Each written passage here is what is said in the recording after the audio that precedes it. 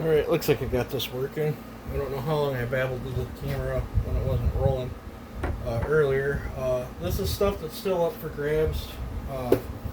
Let's start here. I believe this is a 6400 Dolmar cylinder that is, you know, if it's used, it ain't used much. I think it come from a dealer, and they probably put a 7900 top end or one of them big bores or whatever on it. But I believe that's a 6400 Dolmar top end or Makita, whatever it would be in the Makita. But it would fit. It's smaller cc's, I think it's like 65 cc's or something, but it would fit like 7900 chassis saws. I have this crank here. This says it's a, if you go by the box, says it's a 665 through 681 crank, but it's not in a package or anything, so I don't know. So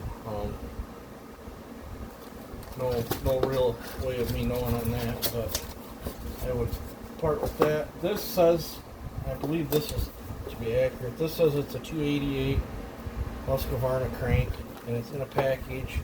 I would say it's aftermarket. I don't know the brand.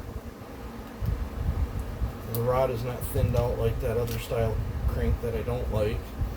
I can't remember if it was a viewer or an emailer. Somebody commented and said that this is the same crank that's in 394s. I do not 100% know that, but it seems like I've heard something about them swapping in. I still have this. I have three Dolmar bars and one 14. These are 14s and one 14-inch Oregon, and these are the same bar mount as 2511 or like the CS 400 Echoes. It is the same, you know, the same bar mount. So these Dolmar bars will fit 2511s. Actually, all of these will. I mean, I guess if you wanted to run a 18, but they're 3/8 LP. I got two 18s, I got 16, and I got four 14s that are all this small mount Echo bar mounts, what I'm going to call them. If you file out the holes, it should fit Husqvarna as well.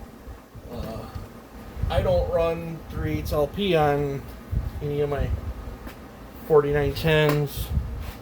Well, I got a 24-inch bar set up on LP, but other than that, I don't run that. I sold all my 2511 stuff, so there's no sense in me keeping these bars around. I still have this box of stuff.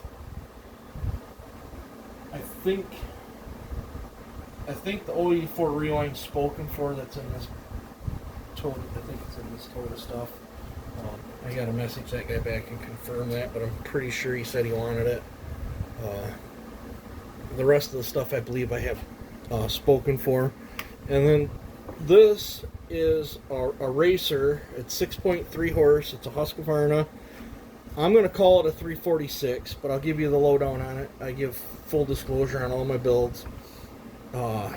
Inside of here, I'll show you on the chain brake. Inside of here, it's missing all the chain brake stuff, but I was building it as a racer, so it didn't bother me. This hole is wobbled out. This hole would have to be fixed, which shouldn't be terribly hard if someone wanted to put a chain brake in it. I built it as a racer, so I didn't care. If you read the tag, these are, you know, full mag cases. These are 351 cases. It does have 346 crank in it, new bearings, seals, gaskets, and it has crank stuffers in it. And for those wondering what a crank stuffer is, I can show you right here. I don't even know if you can get these anymore, but it does have a pair of these in it, which takes up the volume in the crankcase. Let's see what else is there. It's got a 2159. Let me pop the air filter cover off. So I was debating on pulling the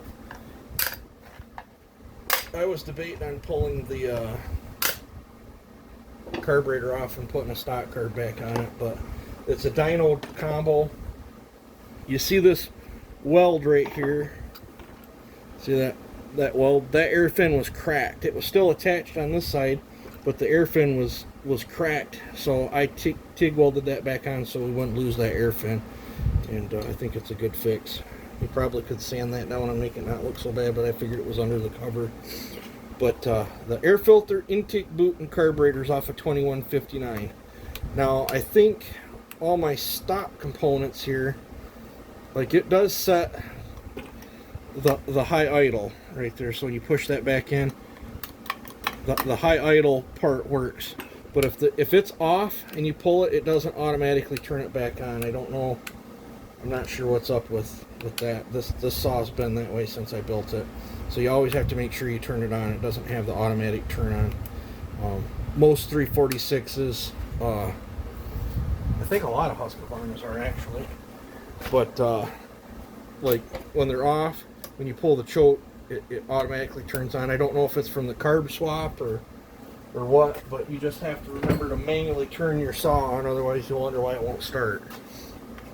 But I just, whenever I go to pull it over, I just make sure it's flipped up. The choke and the high idle all work like it's supposed to. This did dyno at 6.3 horse. It's a very fast saw. I don't need it. I've got 1, 2, 3. 1, 2, 3, 4, 5 racers that are good for racers. 6, 7. I've got 8. I have 8 that are in the 50cc class.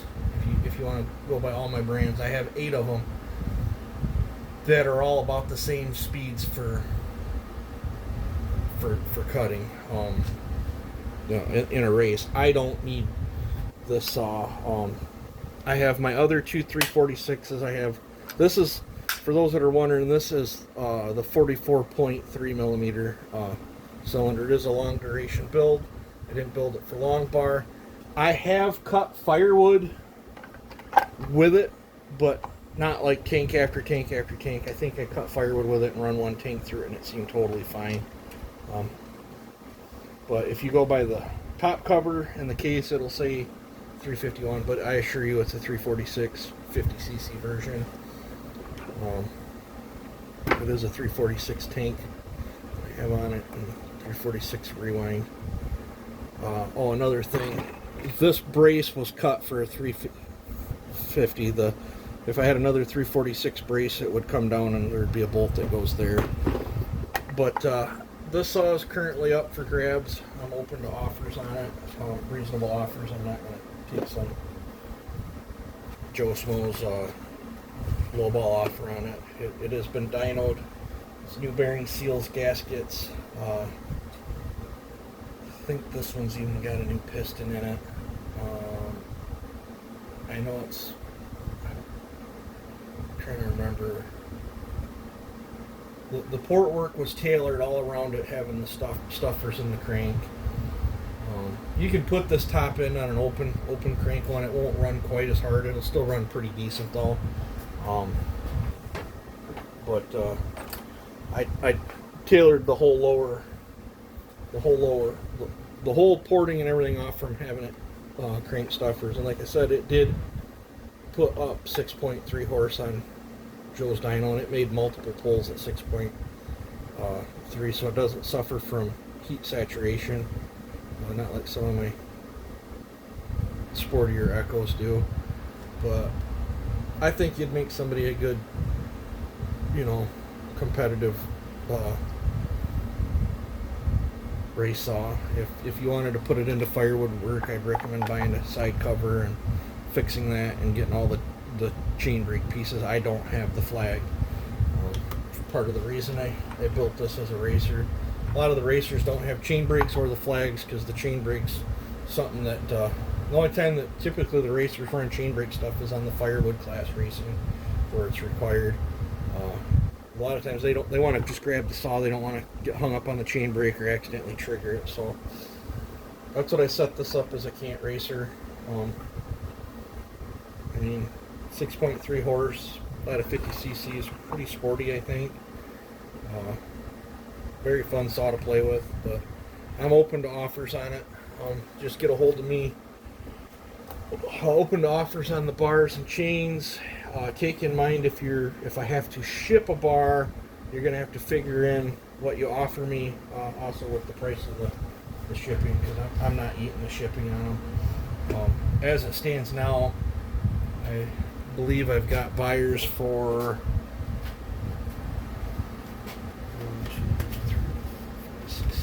8 of these other ones, and we're just gonna meet up down at Sawfest. And then if I can't meet up at Sawfest, I will end up shipping them after Sawfest. But I'm pretty sure, I'm hoping, as of right now, it's looking like I'm going to be able to get to go to Sawfest. So I've missed every single event this year, so it'd be nice to be able to go to Sawfest. But yeah, get a hold of me at chbriscoe@gmail.com if you're, or Facebook Messenger if you guys have already messaged me. Those that got my phone number can send me a text too. I'm pretty easygoing. Open to offers on any of this stuff. The reason this stuff's here is I bought it all as a lot to get a few things that I did want. So I'm stuck with a bunch of stuff that I got to try to get rid of. But yep. So had a guy that wants that ProMac 60 or whatever that thing is in that box, but man, it's probably going to cost way more in shipping to get that thing to where he lives than what it's worth. So I don't know if that deal's going to go through or not. But yeah, if not, that will probably get thrown in the shed for a while. But yeah, I've blibber blabbered on here enough. So you guys take it easy and have a good one.